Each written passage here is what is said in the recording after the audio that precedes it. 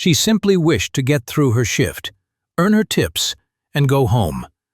But when one well-heeled gentleman chose to use her as the punchline for his joke, the room came to a standstill. Laughter quickly changed into something none of them anticipated, a moment that deflated privilege, pride, and pretenses. That evening, the man who mocked her would be pleading with her for her counsel, and second-guessing all he believed about success. And what did she say to muzzle a billionaire? For years, Amara had worked double shifts at the city's most exclusive restaurant, a place where chandeliers sparkled like stars and customers treated her like part of the wallpaper. She was quiet, professional, always smiling, even when they snapped their fingers for service or spoke to her like she was invisible. Every tip she earned went toward her dream, a small cafe of her own, where everyone, no matter their color, would feel welcome. That evening did not seem different. The aroma of champagne and roasted truffle wafted through the air. She glided between tables with professional ease, masking the fatigue behind her smile. But when a table of fat cat men entered, laughing too hard, oozing with arrogance, something in the atmosphere changed. One of them was a billionaire who was wealthy and full of himself. He hadn't come for food, he'd come for attention. And Amara would soon be at the center of something that would challenge the world's conception of dignity, success, and respect. As the evening went on, Amara remained calm. She'd had rude patrons before, customers who hardly glanced at her, who spoke condescendingly as if she weren't there. But this table was unique. The guys were boisterous, half-soused, laughing like the world revolved for their entertainment alone.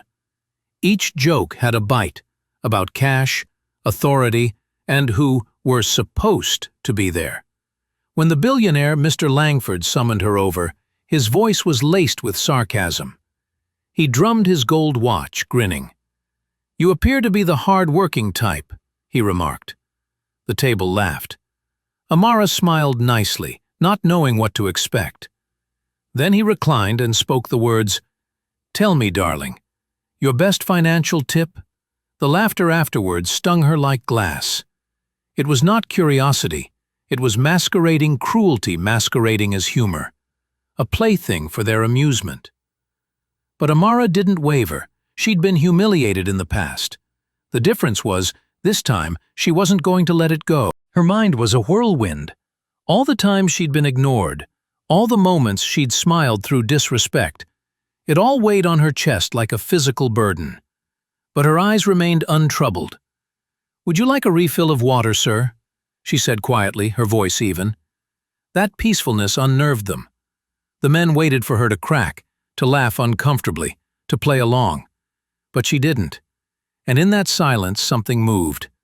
The billionaire's smile wavered, just a bit. He wasn't accustomed to being disregarded. "Come on," he boomed louder. "You have to have some advice." Amara looked around. The restaurant had fallen silent. The other waiters averted their eyes, acting as if they hadn't heard. The manager was stuck by the counter, terror etched across his face. This was no longer a joke. It was a test, a public demonstration of supremacy. Her heart raced, but she remained motionless. Each second seemed to tick by more slowly than the last. The laughter, the whispers, everything mingled together until it seemed like she was standing under a spotlight, naked of dignity, with people around her who had already determined her value. And then, as she turned to leave, Mr. Langford's voice sliced through once more. "Guess you don't know anything about money, huh? That's okay. You know how to serve it." A couple of the men chuckled, but one of them did not. He looked at Amara, discomfited. There was something about the way she stood there, quiet but unbroken, that made the teasing seem smaller, nastier. The air in the room seemed colder. Amara breathed deeply, her heart racing. She could leave, act as if it didn't count. Or she could speak up and maybe everything would be altered. She had a choice in that instant that would reverberate far beyond that restaurant. The restaurant air was thick, full of the sort of quiet that occurs when cruelty goes too far. Everyone was watching Amara now. She felt them, each look, each accusation, each unspoken assumption that she would remain quiet because people like her were meant to. Her fingers shook a little, but her voice, when it arrived, was level. "My best money advice?" she said deliberately, putting the tray down. "Invest in people, the ones you tend to look over." The laughter ceased. Mr. Langford blinked, not certain if he'd heard correctly. Amara went on, her voice even, measured. "Because money disappears, titles disappear.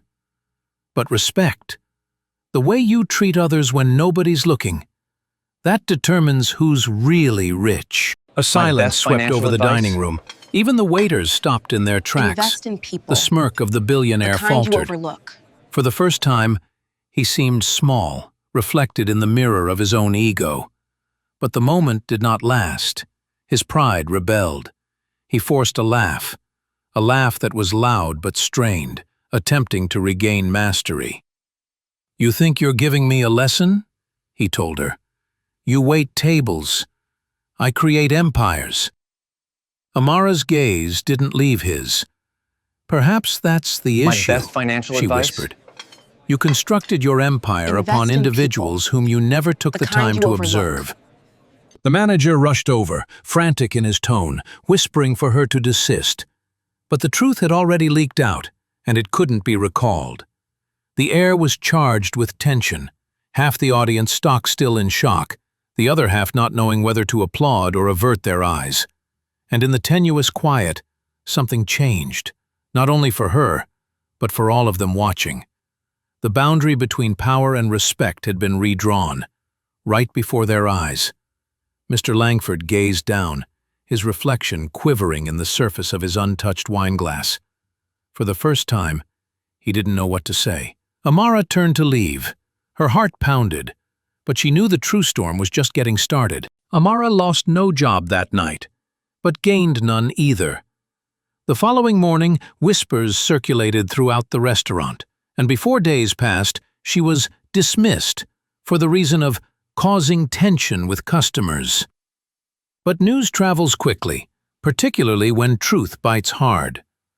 Someone had recorded the encounter. Within a week, it went viral on the internet, viewed by millions. They noticed the humiliation, but they also noticed her strength, her serenity in the midst of arrogance, her willingness to speak when silence was demanded. Mr. Langford remained silent initially. His firm's PR department rushed, issuing statements regarding misunderstanding and respect. But the world was not convinced. Investors withdrew. His reputation, the one founded upon power and prestige, broke under the pressure of one sentence uttered by a woman he believed invisible. As for Amara, she never went back to serving tables. Donations, messages, and job offers poured in from strangers who saw her not as a waitress, but as a woman who reminded them what dignity really looks like. Months later, she opened her own cafe, just like she'd dreamed. And above the door, in gold letters, she placed one simple quote: "Invest in people." Because in a world still segregated by skin, status, and power, her tale wasn't merely about one dinner. It was about each instant someone was reminded that they were less than. Each instance a voice was drowned out, each truth belittled. Her words didn't merely shut down a billionaire. They reverberated far beyond that restaurant. Perhaps then, the question isn't what she said that evening. Perhaps it's why it took so long for the world to finally hear.